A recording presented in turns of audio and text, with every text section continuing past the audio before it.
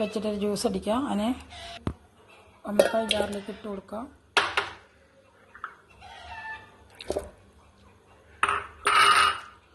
ഈത്തപ്പഴം, ഒരു ഏലക്കായി.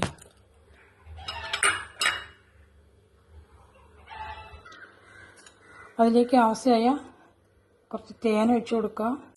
തേൻ ഒഴിച്ച ശേഷം ഒരു 5-6 ഐസ് ക്യൂബ് ഇട്ട് കൊടുക്കുന്നുണ്ട്. അതിലേക്ക് ആവശ്യമായ കാച്ചിയ പാല് ആറാൻ വെച്ച് ഫ്രിഡ്ജിൽ വെച്ച് തണുപ്പിച്ചെടുത്ത പാലാണ്. കൂടെ ലേശം പാലിൻ്റെ കട്ട. നമുക്ക് അടിച്ചിട്ട് വരാം. ഓമക്കായ ജ്യൂസ് അടിച്ചിട്ട് വരാം. നമ്മുടെ ഓമക്കായ ജ്യൂസ് ഇവിടെ റെഡി ആയിട്ടുണ്ട്. നമുക്ക് ക്ലാസ്സിലേക്ക് സെർവ് ചെയ്യാം.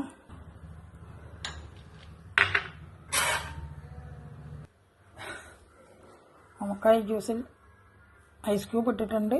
റെഡിയായി. ജ്യൂസ് കുടിച്ചു നോക്കാം.